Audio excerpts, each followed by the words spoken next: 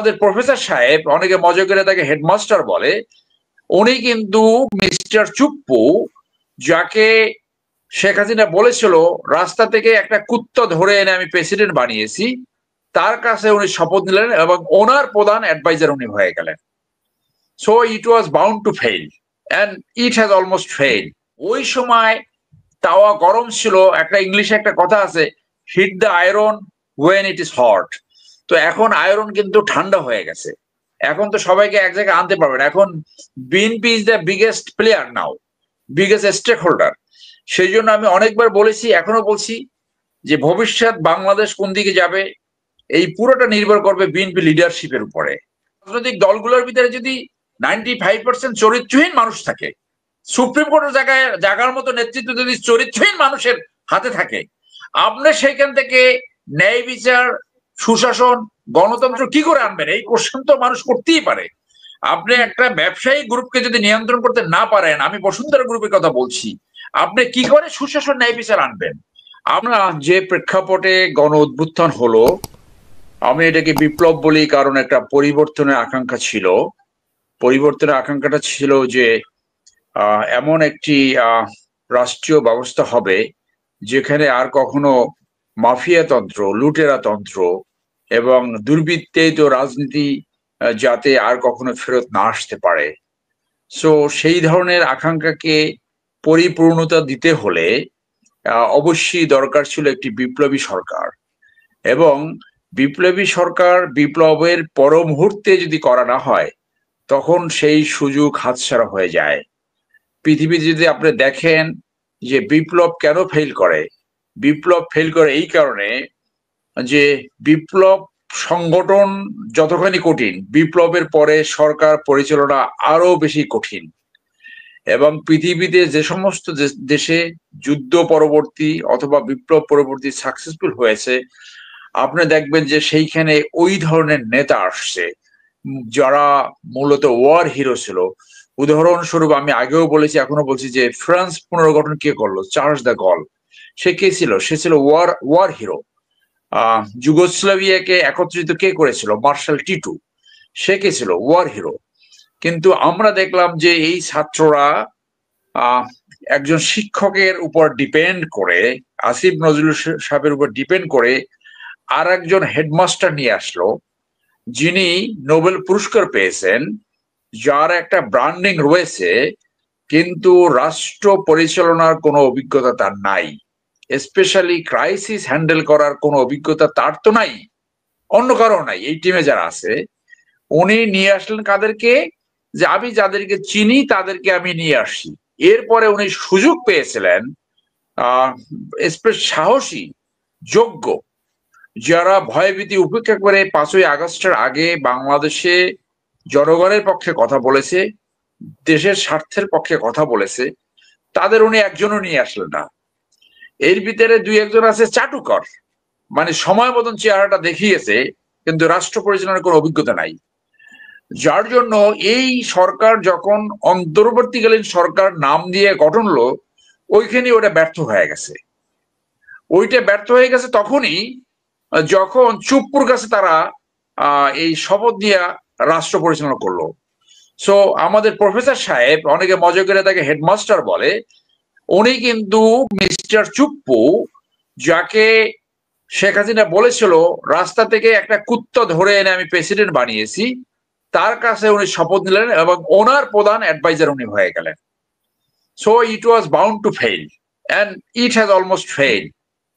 তো সেইখানে আপনি দেখেন যে এই ধরনের পরিস্থিতিতে অনেকগুলো ফ্যাক্টরস থাকে। মনে করেন প্লেয়ার্স তো থাকে, অনেক প্লেয়ার যারা ডাইরেক্ট এই উদ্বোধনে কন্ট্রিবিউট করছে, যারা ইনডাইরেক্ট কন্ট্রিবিউট করেছে। এখানে সেনাবাহিনী একটা স্টেক হোল্ডার, এখানে সিভিল সোসাইটি একটা স্টেক হোল্ডার, এখানে ফরেন রিলেশনস স্পেশালি ভারত একটা স্টেক হোল্ডার। এই সব কিছু বিবেচনায় নিয়ে যেভাবে রাষ্ট্র পরিচালনা করা প্রয়োজন ছিল, তার কোনই হয়নি। উনি গান্ধী টাইপের একটা অত্যন্ত লিবারেল একটা ডেমোক্রেসি পরিচর্যা করছে, সেইটা বাংলাদেশে বিপ্লব উত্তর পরিস্থিতি অ্যাড্রেস করার জন্য কোনোভাবেই সেইটা অ্যাড্রেস করার মতো অবস্থানে ছিল না। তো সেই জন্য এটা ফেল করার কথা ফেল করেছে। আওয়ামী লীগ এখন বুঝে গেছে যে আসলে কারোই শাস্তি হবে না। এই 54 বছরে কোনো দুর্নীতির মামলা শাস্তি হয়নি, কোনো একটি আপনার প্রতারণা অথবা এই যে হাই হাই কোম্পানি টাইপ যে আছে কারোই কোনো বিচার হয়নি। সো তারা বুঝে গেছে এটা একটা বিচার একটা খেলা হবে, আসলে এইটা ওই বিচার হবে না।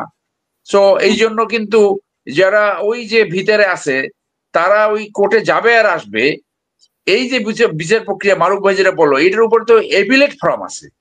এই বিচার প্রক্রিয়ায় আমি বাংলাদেশে আন্তর্জাতিক অপরাধ ট্রাইব্যুনালের 3টা মামলা এজ এ ডিফেন্স কাউন্সিল আমি পরিচালনা করেছি। কোন মামলা 4 বছরের আগে শেষ হয়নি। এইটা যদি খুব দ্রুত করে তাও 1 থেকে 1.5 বছর হইলো মিনিমাম সময়। এই সময়টা আপনি করার পরে তা তো 1 বছর হয়ে গেছে, আর 6 মাসে সাক্ষী, সেই সাক্ষীর জেরা, আর্গুমেন্টস, এইটা অত্যন্ত ডিফিকাল্ট যে বাকি 6 মাসে এটা শেষ করতে পারবে কিনা। সো এখন হইলো আপনার অগাস্ট, যদি ফেব্রুয়ারিতে আমরা নির্বাচন ধরি তাহলে 5 এবং +2 7 মাস। 7 মাসে একটা জাজমেন্ট হলেও হতে পারে, বাকিগুলো তো হবে না। 1 2 নম্বর হলো যারা পালিয়ে গেল, যে ফ্যাসিজম সৃষ্টি হলো, এটার জন্য মূল দায়ী কে ছিল? মূল দায়ী ছিল পলাতক শেখ হাসিনা, মূল দায়ী ছিল পলাতক শেখ হাসিনার বোন, মূল দায়ী ছিল পলাতক শেখ হাসিনার বেআই তারেক সিদ্দিকী। এই সহ যারা ফ্যাসিজম সৃষ্টি করলো, ওই পরিবার এবং পরিবারের আত্মীয় স্বজন, চাকর বাকর সহ যারা এই ফ্যাসিজম সৃষ্টি করলো, একটা লোককে কেন অ্যারেস্ট করা গেল না? কে এই জন্য রেসপন্সিবল? পালিয়ে যেতে কারা সহযোগিতা করলো? আপনি তো এইগুলা কোনো কিছু জবাবদিহিতার সম্মুখীন করতে পারেননি। কতগুলো কমিশন করেছেন, এই commission will produce eventually nothing যদি ভবিষ্যতে যারা নির্বাচনের মাধ্যমে আসবে তারা যদি এইটাকে গ্রহণ না করে। প্রথম 11-এর সময় যতগুলা সংস্কার প্রস্তাব এসেছিল তার ভিতরে 2/3 গ্রহণ করেনি। সো এখানে এই রেজাল্টই হতে পারে।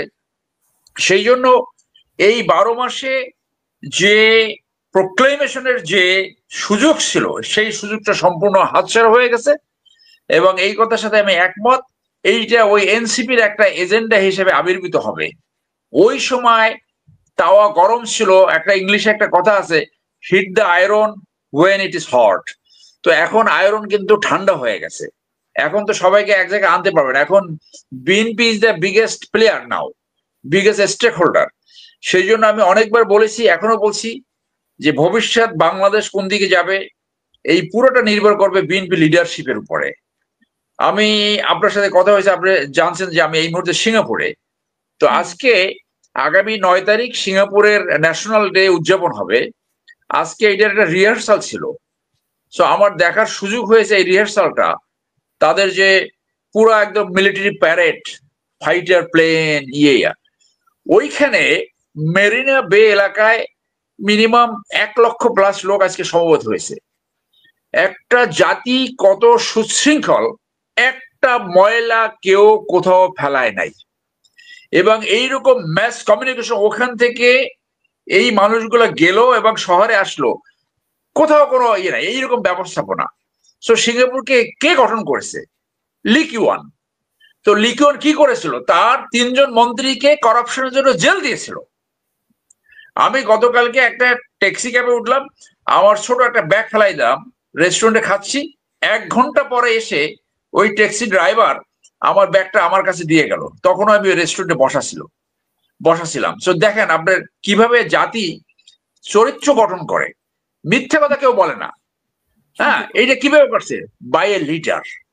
সো আমি মনে করি যে বিএনপির সামনে সেই সুযোগ আসছে এই লিডারশিপ ডিসপ্লে করার। যদি এটা করতে পারে তাহলে তো বাংলাদেশ এই যে স্যাক্রিফাইস, এই যে 1500 লোকের মৃত্যু, হাজার হাজার লোকের চক্ষু নষ্ট হয়ে গেছে, আহত হয়ে এখনো বিছানায় কাতরাচ্ছে, তাদের এই স্যাক্রিফাইসটা হয়তো মূল্যায়ন হতে পারে। আর যদি না হয় তাহলে ওই একই ভিসিএস সার্কেল অফ ভায়োলেন্স, ওই সার্কেল অফ রেগুলেশন, এইগুলো হতে থাকবে।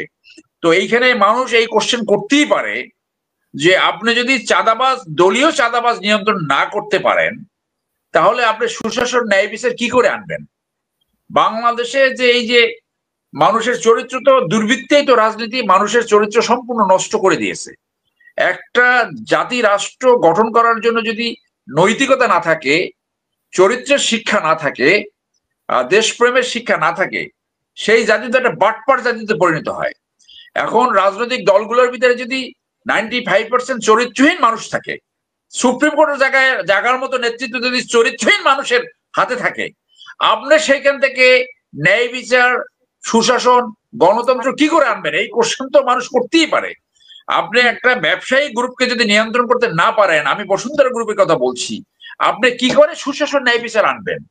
আপনি যদি দলীয় চাঁদাবাজ, এই কথা যথেষ্ট নয় যে এইগুলো তাদের উপর চাপানো হচ্ছে, আমাদের পার্সোনাল নলেজ আছে, সেই নলেজ এখন এই যে মেঘনা গ্রুপ একজনে টেক ওভার করছে, বসুন্ধরা গ্রুপ আরেকজনে টেক ওভার করছে, আপনার কি বলে ওই যে ফারুক খানদের গ্রুপ, তাদের যে সামিট গ্রুপ, সেইটা একজনে টেক ওভার করছে। তাহলে মানুষ তো এই কথা বলতেই পারে যে নতুন নতুন শাসন ব্যবস্থায় এই বিপ্লবদের ঘটনায় কি চাঁদাবাজ এবং দুর্বৃত্তে তো রাজনীতির শুধু চেহারা পরিবর্তন হবে, না সত্যিকার অর্থে কোনো পরিবর্তন হবে, সেইটা তো মানুষ দেখার অপেক্ষায় থাকবে। সেই জন্য আমি মনে করি যে এই অন্তর্বর্তীকালীন সরকারই আজকে এই যে সুযোগটা আসছিল জাতি রাষ্ট্র গঠন করার, সেই সুযোগটা নষ্ট করেছে সঠিক লোক, যোগ্য লোক, সাহসী লোক অন্তর্বর্তীকালীন সরকারকে অন্তর্ভুক্ত না করার ফলে। অতএব এই যে proclamation, it will not produce anything. আমি আশা করব যে এই এত বড় সংস্কারণ যায় শুধু নাকি ওই ফরেন সার্ভিস একাডেমিতে খালি খায়, কার টাকায় খায়? আজকে তো এখানে দেখেন যে যে কোনো রাষ্ট্র গঠিত হয়েছে, সেটা আমেরিকা বলেন, আপনি ইউরোপ বলেন, আপনি মালয়েশিয়া বলেন, সিঙ্গাপুর বলেন, সকল নেতৃত্বের কোয়ালিটি একই দেখবেন, দেশপ্রেম, সততা। আর ওখানে বসে যে খাচ্ছেন, এইগুলো তো উচিত পলিটিক্যাল পার্টি যারা পার্টিসিপেট করে তাদের কাছে বিল পাঠানো। আপনি যে খাচ্ছেন জনগণের পয়সায়, আপনাকে কে সেই অধিকার দিয়েছে? আমরা সেনাবাহিনীতে দেখেছি, আপনি যা কিছু খান আপনার কিন্তু মাসের শেষে একটা বিল আসবে। সো আপনার এত খাওয়ার অধিকার কে দিল? এটা তো সালাউদ্দিন সাহেব বলছে শুধু খাওয়া দাওয়া, নিশ্চয়ই অনেক কিছু খায়। তো এই খাওয়া দাওয়া বন্ধ করে সত্যিকার অর্থে জন আকাঙ্ক্ষা সৃষ্টি করে কিভাবে এই দলের ভিতরে গণতন্ত্র আনা যায়, কিভাবে চরিত্রহীন মানুষ দূরে সরানো যায়, কিভাবে দুর্নীতি শূন্যের কোঠায় আনা যায়, সেইগুলো নিয়ে আলোচনা করেন। বেসিক্স রিফর্মস যে দুইজন প্রধানমন্ত্রী হবে কিনা, আমাদের প্রধানমন্ত্রী এবং রাষ্ট্রপতির ভিতরে যে ক্ষমতার ভারসাম্য, এবং কোনোভাবে যাতে নির্বাচিত হয়ে গণতান্ত্রিক লেভেলে কোনোভাবে স্বৈরতান্ত্রিকতা না আনতে পারে, সেইটার জবাব দিয়ে কি, সেইটি হবে আমাদের ট্রু রিফর্মস। অতএব সেই জায়গাটা আমি মনে করি ফেল করতে যাচ্ছে, যার জন্য মোস্ট লাইকলি দ্যাট বিএনপি ক্ষমতা আসবে। বিএনপির ঘাড়েই এখন সবচেয়ে বড় চ্যালেঞ্জ, তাদের সামনে একটা সুযোগ আসছে ভালো মানুষকে সংসদে পাঠানো। আর বিএনপি যে 100 নারী সংসদের আপনার প্রস্তাব রেখেছে, সেইটা এই দেশে মানুষ গ্রহণ করবে বলে আমি মনে করি না। এই 30 সেট গহনা থেকে 50 সেট গহনা, সেইখান থেকে এই 100 সেট গহনার কোনো প্রয়োজন নাই। তাদেরকে আরপি অনুযায়ী যে বা 1/3 নারী নেতৃত্ব দলগুলোর ভিতরে অন্তর্ভুক্ত করার একটা প্রভিশন আছে, সেইটাকে প্রমোট করা উচিত। এই গহনা আনতে যায় অনেকে তার গার্লফ্রেন্ড ঢুকাবে, অনেকে তার আত্মীয় স্বজন ঢুকাবে, এবং তারা কি করবে, শুধু এই বিদেশে সফর করবে আর ট্যাক্স ফ্রি গাড়ি। আপনি জনগণের উপরে 200 থেকে 300% ট্যাক্স আরোপ করছেন, রাজনীতিতে আপনি আসছেন স্বেচ্ছায়, আপনি কেন ট্যাক্স ফ্রি গাড়ি নেবেন সেইটা নিয়ে আলোচনা করেন। যারা ট্যাক্স ফ্রি গাড়ি নিছে তাদেরকে ভূতপূর্ব আইন করে তাদের কাছ থেকে ট্যাক্স আদায় করে সেটা জনগণের রাষ্ট্রীয় কোষাগারে সেগুলো জমা করেন, সেই আলোচনা করেন। আর এই 1 মাস 2 মাস ধরে খাচ্ছেন, ওইখানে কিছু টাউট বটবার রাজনীতিক আছে যারা ওয়ান ম্যান ওয়ান পার্টি, কোনো যোগ্যতা নাই, ন্যাশনাল ইন্টারেস্ট বুঝে না। হ্যাঁ, এর ভিতরে আবার অনেক রকম একটা মানে দেখায় একটা হামবরা ভাব, তারা সংস্কারে ওইখানে আলোচনায় গেছে, এমনি একটা মেম্বার হওয়ার যোগ্যতা নাই।